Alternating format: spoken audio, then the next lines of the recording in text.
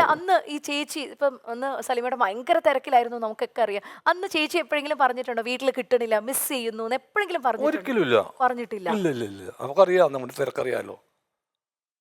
എന്നാലും 3-4 വർഷം പ്രണയിച്ച് നടന്നു എന്ന് പറഞ്ഞേ. മരഞ്ചുറ്റി പ്രേമം അന്നത്തെ ആ സ്റ്റൈൽ പ്രേമം എന്ത് എക്സ്പ്രസീവ് ആയിരുന്നു സലീമേട്ട ശരിക്കും? കാമുകന് നല്ല എക്സ്പ്രസീവ് ആയിരുന്നോ? റിയലി? പൂ കൊടുക്കുക, കത്ത് കൊടുക്കുക? പൂവൊന്നുമില്ല. നമ്മൾ കത്തൊക്കെ കൊടുത്തിട്ടുണ്ടോ?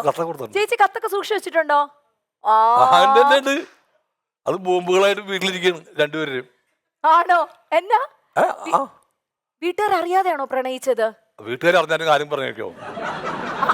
അച്ഛൻ ഞാൻ പ്രണയിക്കാൻ പോവേണ്ടാന്നുകൊണ്ട് പോവോ? അതൊരു പിള്ളേരുടെ മനസ്സിൽ വികാരമല്ലേ? അല്ല ചേച്ചീനെ ലവ് അറ്റ് ഫസ്റ്റ് സൈറ്റ് ആയിരുന്നോ സലീമേട്ടന്? അല്ലല്ല, അല്ല, സംസാരിച്ചു മിണ്ടിയും പഴകിയും ഒരുപാട് സമയം ഞങ്ങൾ വിളിച്ചു. അപ്പൊ എപ്പോഴാണ് ഇത് സലീമേട്ടനാണോ ചേച്ചി തുറന്നു പറഞ്ഞത്? ആണ് ഫസ്റ്റ് ഐ ലവ് യു അങ്ങ് തുറന്ന് മുഖത്തടിച്ചു പറഞ്ഞു? അങ്ങനെയൊക്കെ പറയാൻ പറ്റും. എന്താണ് സിനിമ ഇത്? അല്ല എനിക്ക് സലീമേട്ടന്റെ ആ ഒരു എക്സ്പ്രസീവ്നെസ് ഏത് ലെവൽ വരെ പോകുന്നു ഞാൻ ഇങ്ങനെ ആലോചിക്കാം. എത്രാമത്തെ പ്രണയമായിരുന്നു ചേച്ചിയായിട്ട്? അങ്ങനൊന്നുമില്ല. ആദ്യത്തെ പ്രണയം എന്ന രീതിയിൽ പ്രണയം എന്നുള്ള രീതിയിൽ ചേച്ചി ലക്ക് ഹെന്നാ മൈ എന്റെ നമ്മുടെയൊക്കെ എടുക്കണെങ്കിൽ 5-6 വീക്ക് കഴിഞ്ഞിട്ട് ഞങ്ങള് കല്യാണം കഴിക്കുന്നേ. പ്രണയം എന്ന രീതിയിൽ ആദ്യത്തെയാണ്. ആണ്.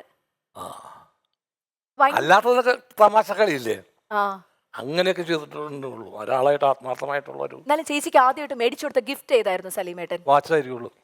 ഒരു ഓർമ്മ ചേച്ചി വാച്ചാണ്. ഇപ്പോഴും ചേച്ചി സൂക്ഷിച്ചു വെച്ചിട്ടില്ലേ?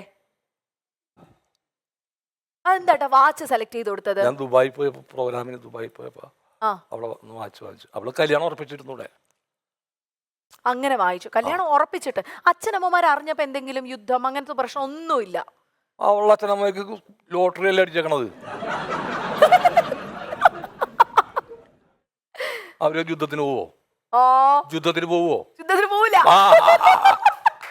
കാരണം എന്താ പറഞ്ഞാല് സലീമേട്ടനെ പോലെ ഇത്രയും സുന്ദരനും സുമുഖനും സൽസ്വഭാവിയുമായിട്ടൊരു ബ്രൂണോ സുൽത്താൻ ചേച്ചി ഇല്ലാന്നൊക്കെ കാണിക്കുന്നത്. ബ്രൂണോ സുൽത്താനെ പോലത്തെ ആളെ കിട്ടിയേക്കണത്.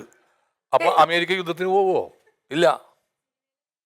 സിനിമയിലോട്ട് കേറിയിട്ടില്ലാന്ന്. അതിനെന്താണ്, കേറുമല്ലോ.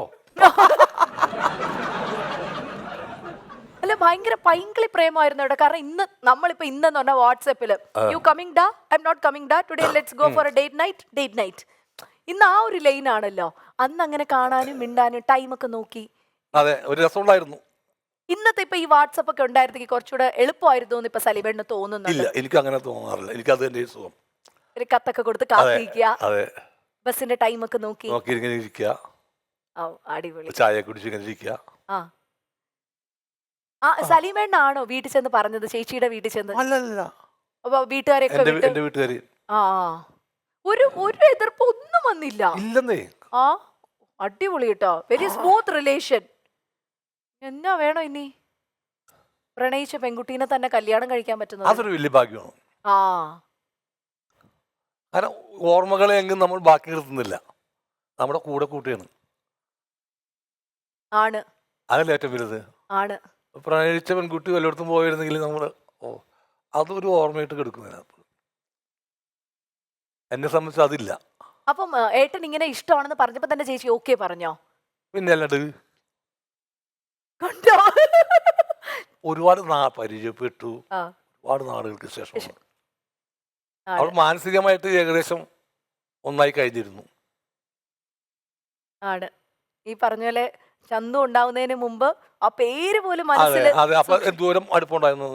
2 പയ്യന്മാരാന്ന് നമുക്കറിയാം. എപ്പോഴെങ്കിലും ഒരു പെൺകുട്ടി വേണം അങ്ങനെ പെൺകുട്ടി വേണമെന്ന് ആലോചിച്ചിട്ടല്ലോ പേരിട്ടത് ആർഷ. അപ്പൊ 2 പയ്യന്മാരായപ്പോ സലീമേട്ടന് തോന്നിയില്ല അയ്യോ എനിക്കൊരു പെൺകുട്ടി കൂടി ഇനി വേണം, അങ്ങനെയൊന്നും മുന്നോട്ട് ചിന്തിച്ചില്ല? അല്ല, അവള് പറഞ്ഞു പറ്റുള്ളൂ പറഞ്ഞതാണ്. അല്ലെങ്കിൽ ഞാനും റെഡി ആയിരുന്നു.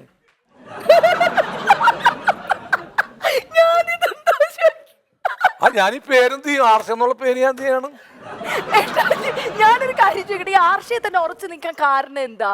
വെറുതെ ഉണ്ണിയാർച്ച ഉണ്ണി അല്ല, സാധാരണ ഈ പറയാ ആണുങ്ങള് ഏതെങ്കിലുമൊക്കെ കാലത്തുള്ള ഒരു പ്രണയത്തിന്റെ പേരായിരിക്കും ഇങ്ങനെ ക്യാരി. പിന്നെ ആർച്ച എന്നുള്ള പെണ്ണ് എവിടെയാണ് ഇരിക്കണത് പ്രണയിക്കാനായിട്ട്?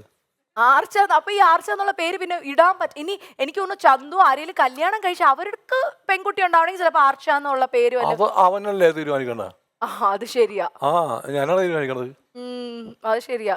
അപ്പൊ ഈ ആർച്ചേനെ എന്നാ ചെയ്തു? അപ്പൊ ചേച്ചീനെ കൺവിൻസ് ചെയ്യാനൊന്നും പറ്റിയില്ല സലീമേട്ടന്, കാരണം ഇത്ര ആഗ്രഹം ഉണ്ടെങ്കിൽ ഞാൻ ആദ്യമായിട്ട് ഒരാൾ അങ്ങനെ പറയുന്നത്, പെൺകുട്ടികളുടെ പേര് വരെ അങ്ങനെ ഭയങ്കര ആഗ്രഹമൊന്നുമില്ല. ആർഷാന്നൊരു പേര് കണ്ടുവച്ചിരുന്നു.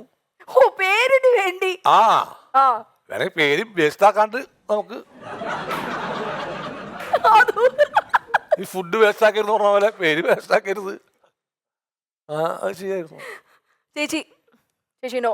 ആ പക്ഷെ ചേച്ചിയുടെ തീരുമാനമല്ലേ അതെ, അത്? അത് ഒരു അവരവരുടെ സ്ത്രീയുടെ, തീരുമാനങ്ങളാണ്.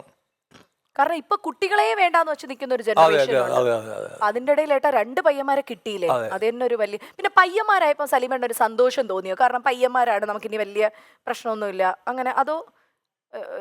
അത് പയ്യനും പയ്യത്തിയൊക്കെ കണക്ക് തന്നെ ഉം. രണ്ടും. ഇപ്പോൾ എത്ര അച്ഛനമ്മമാർ, 2 പെൺമക്കളുടെ ഒക്കെ അച്ഛനമ്മമാരൊക്കെ നല്ല രീതിയിൽ അവരെ കൊടുത്തു ജീവിച്ചു പോന്നു. 2 ആമക്കളുള്ള അച്ഛന്മാർ റോഡിൽ കിടപ്പുണ്ട്.